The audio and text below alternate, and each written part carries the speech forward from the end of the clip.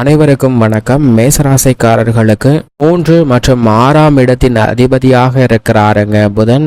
தைரியாதிபதியும் பூர்ணரோக சத்ருஸ்தானாதிபதியுமாக இருக்கக்கூடிய புதன் நீச்ச நிலையில் சஞ்சரித்த நிலையிலிருந்து மாற்றம் ஏற்பட்டு மே 7ஆம் தேதி முதல் மே 25ஆம் தேதி முடிவதற்குள் பலம் பெற்று சஞ்சரிக்க போகிறாருங்க. இது நிச்சயமாக வரவேற்கத்தக்க ஒரு அமைப்பாக பார்க்கப்படுகிறது. ஜென்ம ராசிக்குள் மே 7ஆம் தேதியிலிருந்து மே 25ஆம் தேதி முடிவுக்கும் வரைக்கும் சஞ்சரிக்க போகிறாருங்க. புதன் விரயத்தில் நீச்சம் பெற்று சஞ்சரிப்பதை விட ஜென்ம ராசிக்குள் வந்திருப்பது நிச்சயம் நல்ல மாறுதலை ஏற்படுத்தி கொடுக்கும். இது மட்டுமல்லாது அவரது சப்தம பார்வை சப்தமஸ்தானத்தில் பதிவதால் பல எதிர்பார்ப்புகள் பூர்த்தியாகக்கூடிய யோகம் மிக வலுவாக கிடைக்க போகிறது மேசராசிக்காரர்களுக்கு.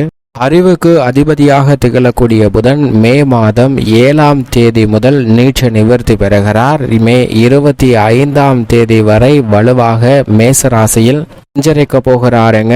அங்கு சூரியன் மற்றும் புதன் சந்திரன் என பல கிரகநிலைகளுடன் இந்த பயிற்சியில் சஞ்சரிக்க போகிறார். அதிலும் குறிப்பாக நீச்ச நிவர்த்தி பெற்று வித்யாகாரகன் புத்திகாரகன் என்று சொல்லக்கூடிய புதன் வலு பெறுவது நல்ல வரவேற்கத்தக்க ஒரு அமைப்பாக பார்க்கப்படுகிறது. எனவேதான் மே 25ஆம் தேதி முடிவதற்குள் நீச்ச நிவர்த்தி பெற்று பலம் பெற்ற புதனின் அமைப்பு காரணமாக இவை நடந்தே தீரும் என்று சொல்லக்கூடிய வகையில் பல அதிரடியான மாற்றங்களை சந்திப்பதற்கான வாய்ப்பு உண்டு. ஏனென்றால் காலச்சக்கரத்தில் நட்பை கொண்டாடக்கூடியவராகவும் அறிவு மற்றும் வித்தைக்கு அதிபதியாகவும் திகழ்கிறார் புதன். சூரியனுக்கு மிக அருகாமையில் இருக்கக்கூடிய கிரகமாகவும் ஒளி பொருந்திய கிரகமாகவும் பார்க்கப்படுகிறார். அவர் கொடுக்கக்கூடிய அறிவாற்றல் என்பது எதிரிகளை பந்தாடக்கூடிய அளவிற்கு விவேகம் நிறைந்தவையாக இருக்கும். எனவே பல்வேறு வகையான சிக்கல் நெருக்கடிகள் இருந்தாலும் கூட அவற்றை சிறப்பாக கையாளக்கூடிய அதிர்ஷ்டயோக வாய்ப்புகள் இந்த தருணத்தில் நிறைந்து கிடைக்கிறது என்பதை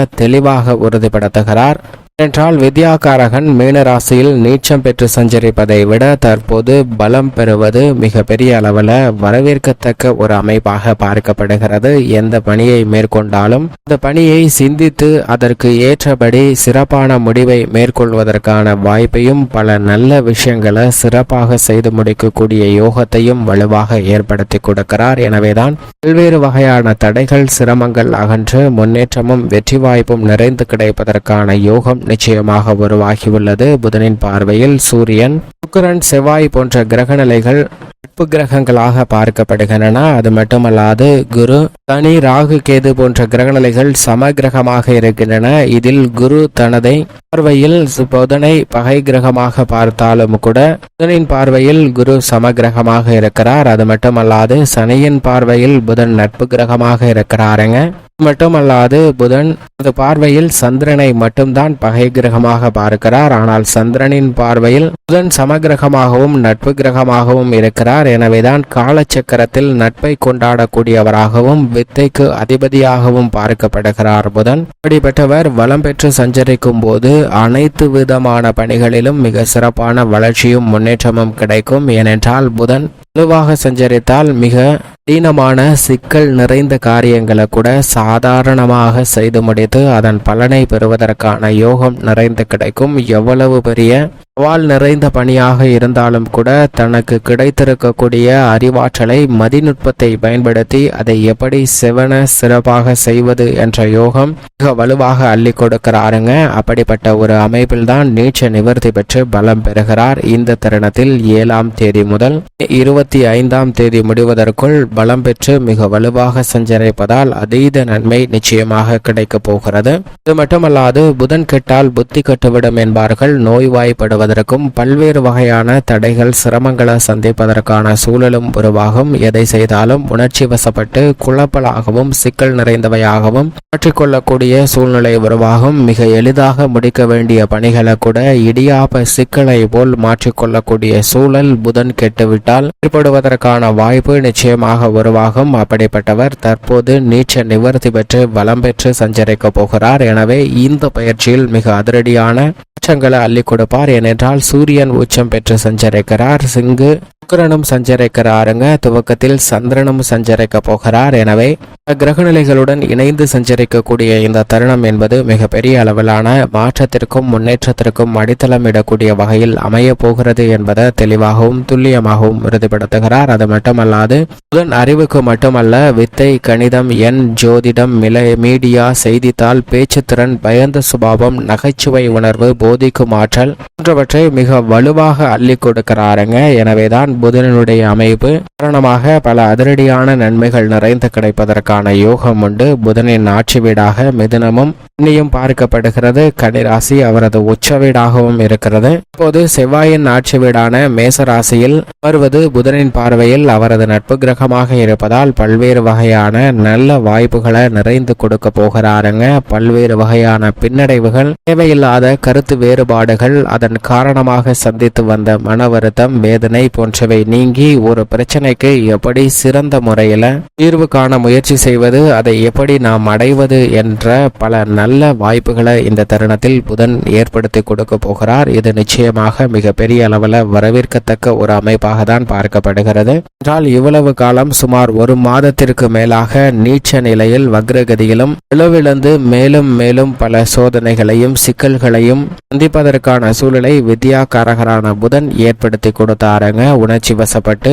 முடிவுகளை எடுத்ததால் சில தடுமாற்றங்களை சந்திப்பதற்கான சூழலும் உருவாகி இருந்தது. ஆனால் அவை அனைத்திலும் தற்போது மிக சிறப்பான மாற்றம் நிறைந்து கிடைக்கிறது என்பதை வித்யாகாரகன், அறிவுக்காரகன் என்று சொல்லக்கூடிய புதன் நீச்ச நிவர்த்தி பெற்று வலுப்பெற்று சஞ்சரிக்கக்கூடிய இந்த தருணத்தில் பல நன்மைகள் நிச்சயமாக கிடைப்பதற்கான யோகம் உண்டு. அது மட்டுமல்லாது பொதுவாகவே புதன் 2, 4, 5, 7, 9 மற்றும் 11 ஆகிய இடங்களில் சுபத்துவ பாதையில் சஞ்சரிக்கும் போது மிக அபரிவிதமான வளர்ச்சியையும் முன்னேற்றத்தையும் அள்ளி கொடுப்பார். ஜென்மம் மற்றும் அஷ்டமத்தில் சில தடைகள், சின்ன சின்ன சிக்கல்களை சந்திப்பதற்கான சூழல் உண்டு. இருந்தாலும் தற்போது நீச்ச நிவர்த்தி பெற்று பலம் பெறுவதால் பல இடங்கள்ல அதிரடியான மாற்றத்தை சந்திப்பதற்கான யோகத்தை உருவாக்கி கொடுக்கிறார். புதனின் சப்தம பார்வையும் நுணுக்கமாக செயல்பட்டு அதில் இருக்கக்கூடிய பிரச்சனை, வில்லங்கங்கள் அனைத்தையும் சுலபமான முறையில் எதிர்கொண்டு மிக சிறப்பான வெற்றியை பெறுவதற்கான யோகத்தை புதன் மாற்றி கொடுக்கிறாருங்க. புதனின் அமைப்பு இப்படி இருக்க, மேசராசிக்காரர்களை பொறுத்தவரைக்கும் வித்யாகாரகராக இருக்கக்கூடிய புதன் ஜென்மராசிக்குள் நுழைந்திருப்பது சற்று சாதகமற்ற ஒரு அமைப்பு என்றாலும் கூட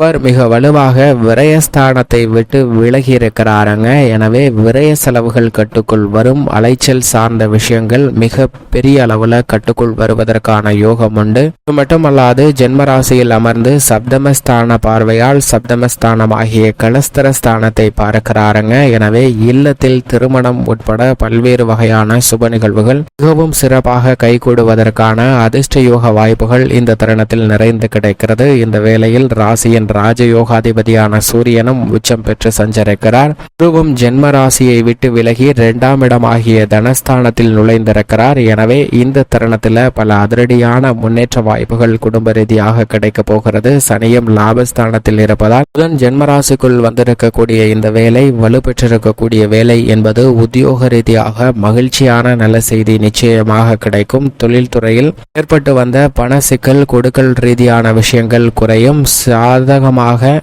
விஷயங்களை சிந்தித்து சரியான முடிவெடுக்கக்கூடிய ஆற்றல் மிக வலுவாக கிடைக்கிறது. கலைத்துறையின் ரீதியாக ஜென்மராசியில் சுக்கிரனுடன் இணைந்து சஞ்சரிப்பதால் கலைத்துறை ரீதியான பணிகளில் திட்டமிட்ட வளர்ச்சியும் முன்னேற்றமும் மிகவும் அபரிவிதமாக கிடைக்க போகிறது. கடைசி நேரத்தில் கை நழுவி சென்றுவிடும் என்று நினைத்த வாய்ப்புகளை கூட உங்களுடைய அறிவு சாமர்த்தியத்தை பயன்படுத்தி தக்க வைத்துக் கொள்வதற்கான யோகம் மிக வலுவாக கிடைக்கிறது என்பதை வித்யாகாரகரான புதன் உறுதிப்படுத்துகிறார். அரசியல் சார்ந்த பணிகளில் மிக பெரிய அளவில் எழுச்சி முன்னேற்ற வாய்ப்பும் இந்த தருணத்தில் மிகவும் அபரிவிதமாக கிடைக்க போகிறது. மக்கள் மத்தியில் செல்வாக்கு அதிகரிக்கும். கல்வியில் நினைத்தபடி முன்னேற்றம் உண்டு. தனித்திறமைகளை வளர்த்துக் கொள்ளக்கூடிய யோகமும் மிக வலுவாக கிடைக்கிறது. விவசாயம் சார்ந்த பணிகளில் வீண் அலைச்சல்கள் குறையும். கால்நடை வளர்ப்பிலும் நல்ல முன்னேற்றம் உண்டு. பெண்மணிகளை பொறுத்தவரைக்கும் திட்டமிட்டபடி அனைத்து விதமான பணிகளிலும் காரிய வெற்றி கிடைப்பதற்கான யோகத்தை உருவாக்கி கொடுக்கிறார் வித்யாகாரகராக இருக்கக்கூடிய புதன். மேலும் இந்த தருணத்தை சாதகமாக மாற்றிக்கொள்ள நிச்சயமாக